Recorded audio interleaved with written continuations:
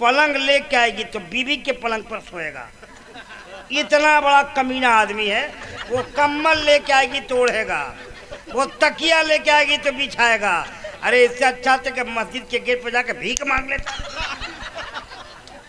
जलसा शुरू हो गया, हलचल सीमानी की नज़ामत शुरू हो गई। हजरत के सरपरस्ती, हजरत की सदारत, हमारी नज़ामत, हजरत की हिमायत, ये तमाम तर उमूर के लोग मस्जिद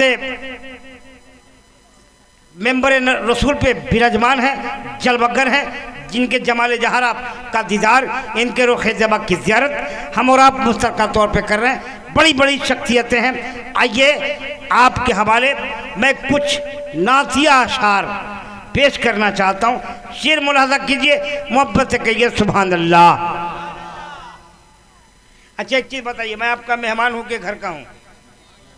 मेहमान है भाई, सच बोलो यार, मेहमान है कि नहीं? तो मेहमान की क्या ड्यूटी है? सुभान अल्लाह बोलने की। आप सुभान अल्लाह बोलो। आप सामीन हैं, हम लोग ज़ाकिरीन हैं, तो हमारा काम है जिक्र रसूल करना। आप भी उसमें शामिल हो, आप भी ज़ाकिर हो जाइए, आप भी ज़ाकिर हो जाइए और आप भी मेरे साथ गुनगुनाइए। दिल ज़बान भी बोले, दिल की दुनिया भी बोले। क्या बोले? हम तकीर करें, हम शारी करें, तो आपको आपका दिल ये कहे सुभान अल्लाह, अल्हम्दुलिल्लाह, माशा अल्लाह, या रसूलुल्लाह, ला इलाहा इल्लल्लाह, मुहम्मदुर रसूलुल्लाह, दुरूद मुस्तफ़ा पढ़ते रहिए।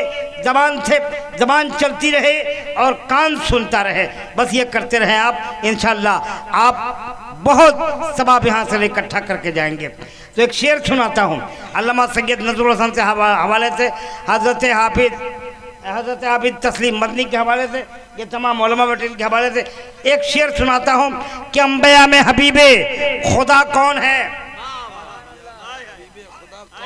ये जितने लोग खड़े हैं ये बोले सुभान अल्लाह। नहीं, नीचे जमींदार लोग नहीं, वो जो खड़े लोग हैं ये कौम के पहरेदार लोग हैं। जो खड़े हैं ये कौम के पहरेदार हैं। जो कुर्सी पे बैठे हैं ये ठेकेदार हैं। जो ज़मीन पे बैठे हैं वो ज़मींदार हैं। हम लोग चौकी पे बैठ के कौम के चौकीदार हैं। अरे मियाँ सुनो, न वो पहरेदार, न ये ठेकेदार, न तुम ज़मींदार, न हम लोग चौकीदार। हक तो ये है कि हम सब अपने नबी के वफादार, हम सब अपने नबी के वफादार हैं। तो वफादारी की मिसाल पेश कीजिए। और एक शेर सुनाता हूँ, तो भाई जिसको जिसको बोलूँगा वही सुभान अल्लाह बोलेगा। जितने लोग खड़े हैं वो बोले सुभान अल्लाह। कंपटीशन है, जो जीतेगा मैं उसके घर सुबह चाय पीने जाऊँगा। इधर 18 तारीख को तस्लीम मदनी एक हंगामा कर रहे हैं जहेज के खिलाफ। तो हमने कहा झूठ बोल रहे, जहेज के खिलाफ मत बोलो, भिखमंगा के खिलाफ बोलो। अरे वाह भाई वाह वाह, बहुत बढ़िया, बहुत बढ़िया। दुनिया में सबसे बड़ा भिखमंगा देखना हो तो जहेज के भिखारियों को देख लीजिए। और दूल्हा उसका सबसे बड़ा जिम्मेदार है। इतना बड़ा बेवकूफ़ आदमी, दुनिया का सबसे बड़ा बेवकूफ़ आदमी दूल्हा है। अब कैसे, मुझसे पूछो, वो पलंग लेके आएगी तो बीवी के पलंग पर सोएगा। इतना बड़ा कमीना आदमी है। वो कम्बल लेके आएगी तो ओढ़ेगा, वो तकिया लेके आएगी तो बिछाएगा। अरे इससे अच्छा था कि मस्जिद के गेट पर जाकर भीख मांग लेता। वाह वाह वाह, मस्जिद के दरवाजे में जाकर भीख मांग लेता। बिल्कुल बिल्कुल। जाके मस्जिद के गेट पे भीख मांगो। या ज़्यादा पेट नहीं भरता तो आओ, मैं तुमको ना खुदा मस्जिद कलकत्ता से भीख मंगवा देता हूँ। कहिए जहेज का भिखारी है, इसके मुंह पे थूक दो। उलमा ने ठीक फैसला किया, जो भीख मांगेगा उसका हम निकाह नहीं पढ़ेंगे। और आप भी तहिया कर लो, जो भीख मंगा हो उसके बारात में मत जाओ, मत जाओ उसके बारात में। इतना बड़ा भीख मंगा है, जाता है बाराती क्या करने जाता है? बिरयानी खाने, खा के वापस आ जाएगा। बेटा का बाप जाता है गुनाह लेने। बेटा का बाप सबसे बड़ा गुनहगार है। वो अब बेटा पोस पाल के गधा तैयार किया बेचने के लिए। गधा तैयार हुआ है और कहता कि हम अपने बेटा का बेचेंगे। अब बेटी वालों से भी कहता हूँ, सुनो, अगर कोई तुमसे 1 लाख रुपया जहेज मांगता है तो शरीयत का हुक्म है शरीयत का खुलेआम ऐलान है कि दुल्हन अपनी दैन मोहर की मालकिन है। उलमा मेरी बात तायीद करेंगे। दुल्हन का हक मानता है कि दैन मोहर वो तय करे। अगर 1 लाख रुपया बेटा वाला मांगता है तो दुल्हन कहे कि मुझे 2 लाख दैन मोहर चाहिए। और दैन मोहर कब देना है? फर्स्ट नाइट में, शबे दुफाफ में दे दो, वस्ल की रात, हल्का की ये नहीं समझ पाए सब। यानी सुहाग रात जिसे तुम कहते हो। उस रात में तुम कहो कि मुझे जहेज चाहिए, वो दैन मोहर चाहिए। अगर दे दिया, शर्त रहे कि सुहाग रात में दैन मोहर मिलना चाहिए, और नहीं मिले तो इंग्लिश में कहो डोंट टच मी। क्या हुआ इसका माना? नहीं समझते, समझते। सब समझ रहा है, सब समझ रहा है। फिर से बोलो, फिर से। ये बेटा लो, डोंट टच मी, ये तुम नहीं बोलोगे तो उधर वाली बोलेगी सर। उनको बोलने का, वो मेरी बेटी है, इस्लाम की बेटी है। किसी की बेटी बाद में हो, वो मौलाना नजरुल इस्लाम की बेटी, हलचल की बेटी, तस्लीम की बेटी बाद में है, वो पहले इस्लाम की बेटी है, इस्लाम की बेटी है। और मैंने वो यूट्यूब पे देखा है, आयशा जब खुदकुशी करके मर गई। खुदकुशी करना हराम है, खुदकुशी की मौत हराम की मौत है। उलमा फरमाते हैं कि खुदकुशी से बचो। खुदकुशी करने वाला जिस हाल में मरेगा कयामत तक उसी हाल में रहेगा। खुदकुशी करने वाला जिस हाल में मरेगा कयामत तक उसी हाल में रहेगा। अगर कोई छत से छलांग लगाकर मर गया तो कयामत तक कूदता रहेगा वो। अगर कोई पेट में छुरा मार के मर गया है तो कयामत तक वो छुरा मारता रहेगा। ये है अल्लाह का अज़ाब। खुदकुशी इसीलिए नबी ने कहा हराम है, मत करना खुदकुशी। उस बच्ची ने खुदकुशी करके दुनिया को जगा दिया है। उसका बाप क्या बोला है देखा आपने?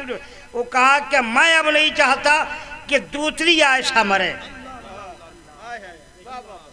दूसरी आयशा की मौत नहीं हो, दूसरी किसी इस्लाम की बेटी की मौत नहीं हो। अब बेटिया तुम जब दैन मोहर के मालिक हो, अपनी माँ बाप से कहो दे दीजिए भीख मंगा को 5 लाख, वो 6 लाख हमारा दैन मोहर में रख दीजिए। हाँ, नहीं तो फिर कहिए प्लीज यू कैन गो। अब 2-4 बारात वापस हो जाएगी ना, सबका नशा उतर जाएगा, आपका बिरयानी का रसगुल्ला भी जाएगा, ये बड़ी बड़ी बोटी जो खाते हो भी चली जाएगी। अच्छा एक चीज़ बताइए, इस्लाम में जहेज मांगना क्या है? उलमा से फतवा, मुफ्ती निज़ाम तो नहीं उनसे पूछता, मौलाना साहब एक आम मौलवी बता देगा कि जहेज मांगना मुतालबा हराम है। क्या बोलिए? कहा है? जोर से बोलिए, अरे जोर से बोलो। तो हाथ उठाकर बताइए कितने लोग हराम नहीं खाया है, कितने लोगों ने जहेज नहीं लिया है? हाथ उठा कर बताइए।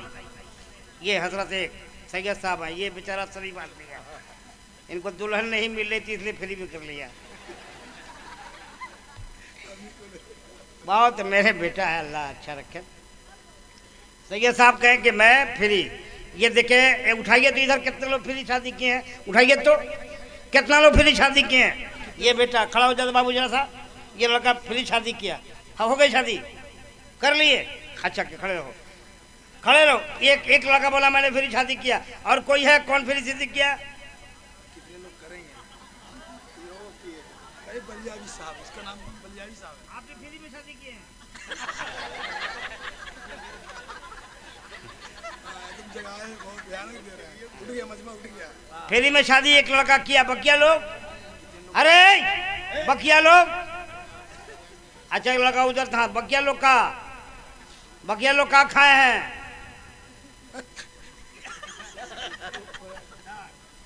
बोले शर्म नहीं आती?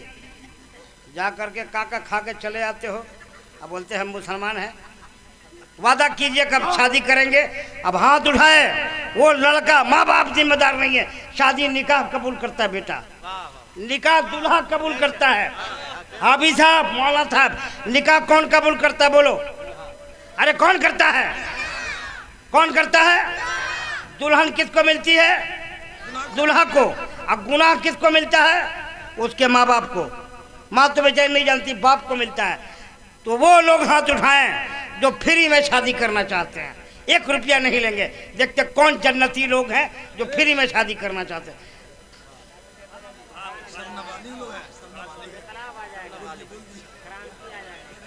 ए बेटा तुम इधर आओ, इधर इधर। एक लड़का है जिसको जारबंद बांधने का ढंग नहीं है, ब्याह करने की तैयारी अभी से कर रहा है। अभी जारबंद नहीं बांधा है, खोले के बैठा है वो, अब ब्याह करेगा। उसको मालूम है नहीं कि ब्याह क्या है। अल्लाह ऐसे बच्चों को संभाल दे, या अल्लाह बच्चों को संभाल दे। इनकलाब आ गया, जलसे का पैगाम गया कि नहीं दूर तक, एकदम दूर तक पैगाम गया है। यानी ऐलान कर दिया है इस गांव के लोगों ने कब हम फ्री में शादी करेंगे। आप अपने बेटे की शादी फ्री कीजिएगा, हाथ उठाइए। क्या नाम है भैया आपका? खुर्शीद भाई। खुर्शीद मोहम्मद जाकिर साहब ने कहा कि हम अपने बेटा की शादी फ्री करेंगे। गवाह है ना, अगर कीजिए क़यामत के दिन मेरा हाथ होगा और आपकी गर्दन होगी। इसलिए कि आपने कहीं और नहीं, जिक्र मुस्तफ़ा में वादा किया। अब सुन लो, जिन लोगों ने हाथ उठाकर वादा किया है, वादा कर्ज है, वादा कर्ज होता है। अगर आप जिक्र मुस्तफ़ा में वादा किए हैं तो दुआ करता हूं कि उन लड़कों को अल्लाह दुल्हन दे तो कनीज़ फातिमा, कनीज़ आयशा अता फरमाए, जन्नती लड़की से शादी हो। आपने वादा किया है, और नहीं तो फिर क़यामत के दिन सब पकड़े जाएंगे। क़यामत में सबकी पकड़ होगी।